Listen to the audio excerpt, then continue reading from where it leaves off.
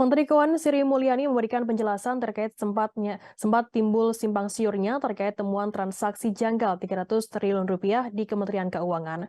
Nilai total 300 triliun rupiah tersebut bukan berarti nilai korupsi di Kementerian Keuangan, melainkan total temuan dari pelaporan dan analisis transaksi keuangan atau PPATK terkait indikasi tindak pidana pencucian uang atau TPPU. Data tersebut dikirimkan ke Kemenkeu sebagai salah satu penyidik tindak pidana asal pada periode 2009 hingga 2023. Hal itu disampaikan oleh Sri Mulyani di Gedung Kementerian Koordinator Bidang Politik Hukum dan Keamanan Jakarta pada Senin 20 Maret. Sri Mulyani mengatakan PPATK mengirimkan sekitar 300 surat terkait indikasi TPPU kepada Kemenkeu. Adapun total temuannya mencapai sekitar 349 triliun rupiah.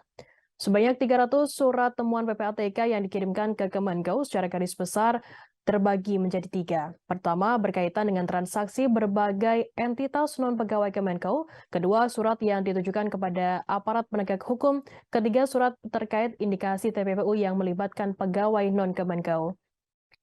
Jika dilihat berdasarkan nominalnya, surat berkaitan dengan transaksi terindikasi TPPU, badan usaha atau perorangan, non-pegawai Kemenkeu menjadi temuan PPATK yang paling besar.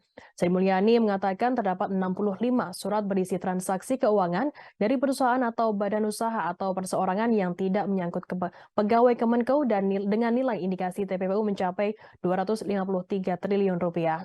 Kemudian 99 surat lainnya merupakan temuan PPATK yang dikirimkan kepada aparat penegak hukum dengan nilai transaksi 74 triliun rupiah. Lalu terdapat 135 surat terkait transaksi mencurigakan yang berkaitan dengan pegawai Kemenkeu. Meskipun jumlah surat dikirimkan paling banyak, nilai dari temuan kategori ini menjadi yang paling kecil, yakni sekitar 22 triliun rupiah.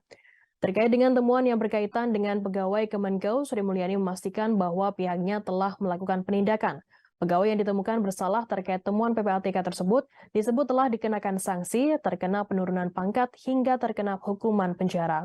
Salah satu contohnya kasus yang sudah ditindaklanjuti oleh Kemenkeu yakni kasus pencucian uang dan korupsi pegawai pajak golongan 3A Gayus Halomuan Partahanan Tambunan.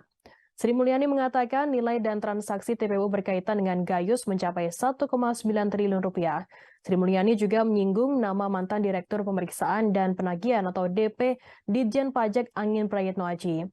Nilai temuan indikasi TPPU yang melibatkan Angin jauh lebih besar dibandingkan Gayus, yakni sekitar 14,8 triliun rupiah.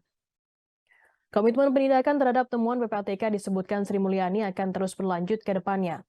Yang memastikan Kemenkeu secara proaktif meminta kepada PPATK menjalankan tugas menjaga keuangan negara dengan cara mengirimkan surat temuan indikasi transaksi mencurigakan ke Kemenkeu.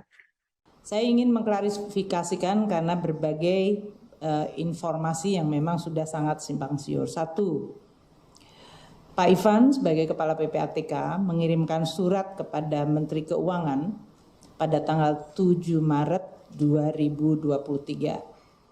Surat dengan nomor SR 2748 garis miring AT.01.01 garis miring 3 Romawi garis miring 2023 7 Maret 2023.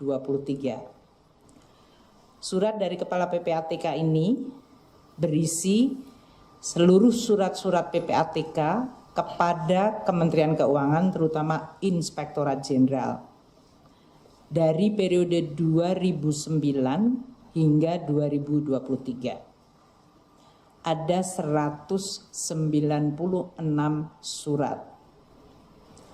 Surat ini adalah tanpa ada nilai transaksi.